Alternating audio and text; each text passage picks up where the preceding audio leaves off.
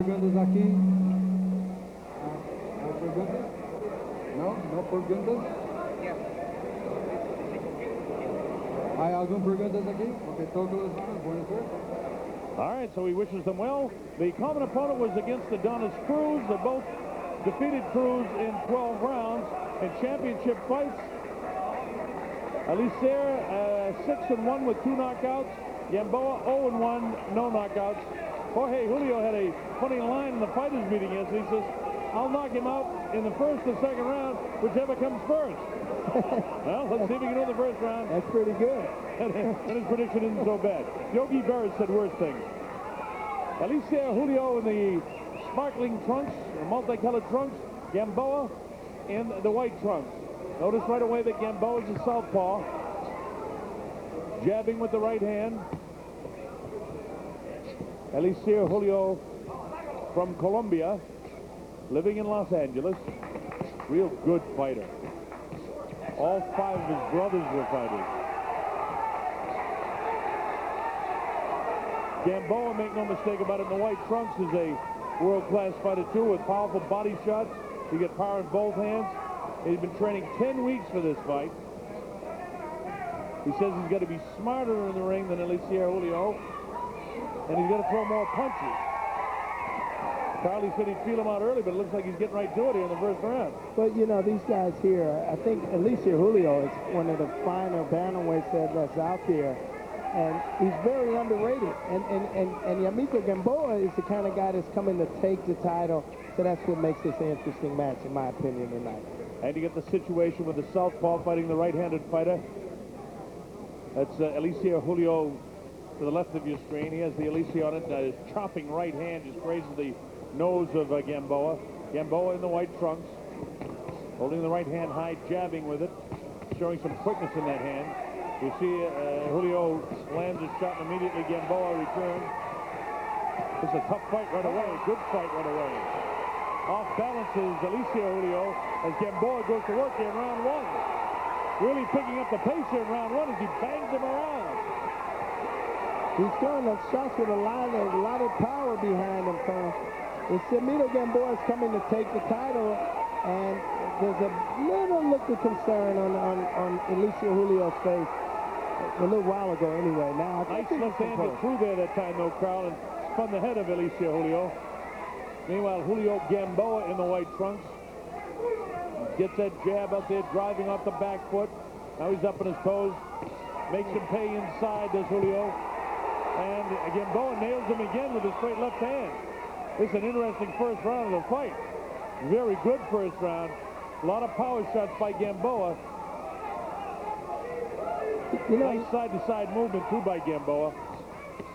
Nice right hand gets through. It's a chopping right hand, more than a jab. Look at he digs to the body as Eliecer Julio tries to fight off the ropes, and he gets him off finally. Looks like there might be a little cut by the right eye of Gamboa. This has been a very interesting first round. I tell you, very difficult to score, but I tell you what, these guys are coming to fight tonight. The blood trickles from Gamboa's eye as the bell comes up, ending round number 1. The land of the free and the home of the brave, only in America.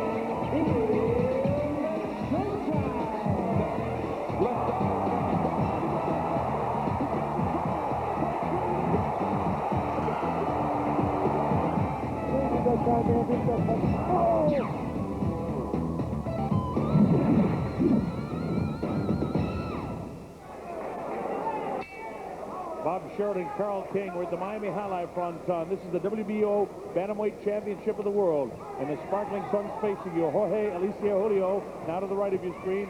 The challenger in the white trunks, the southpaw, hailing from Leon in Nicaragua, Julio Gamboa in the white trunks. I gave Gamboa the first round but I thought that Julio certainly was very busy and busy enough to cut the right side of the right eye of Gamboa. Which happens to still be bleeding now at this early stage of round number 2. That could be trouble for him as the fight progresses. We have to wait and see what happens.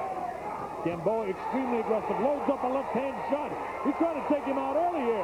Remember, it was Julio that said he'd take him out in the first and second round, and it's Gamboa with the power shots in the first 2 rounds. Maybe it meant whoever comes first instead of whatever comes first. Right. And that time he calls it a slip, even though the hands went down. Referee Bill Conner says, no, it's just a slip, he pushed him. Nice looping left hand gets through and hits Eliecer Julio. Julio with a straight right hand. That left hook upstairs. Oh, break. This is a tough, hard fight this far on 3 nice left hooks.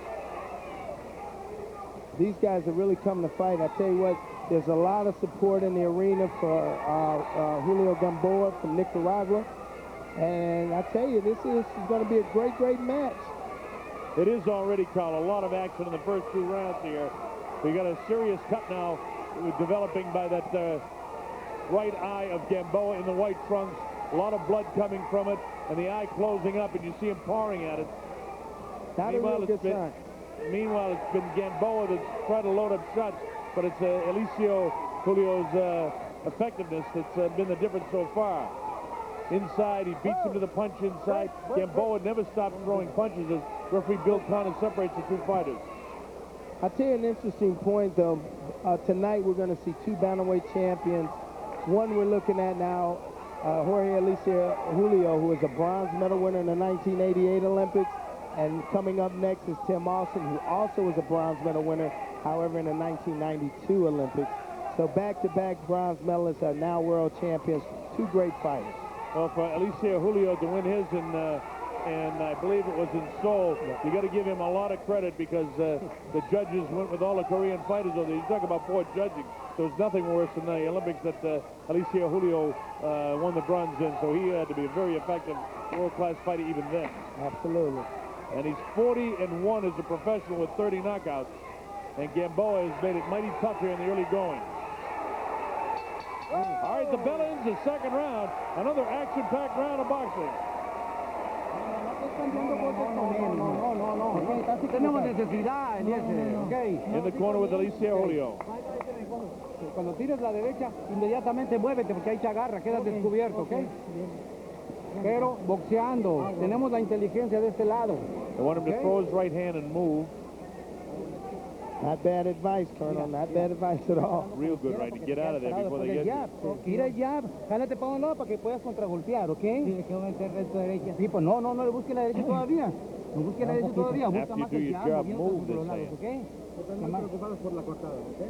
Well, what has been happening is that he's been landing his punches and not going side to side. Here's what I'm talking about. As you see Julio Gamboa bang right there with that left hand because Eliecer Julio is not moving laterally, moving after this. And it's telling him not to wait on it. So let's see what happens. If he keeps jabbing, it could be a telltale difference in the fight. All right, here we go, round 3.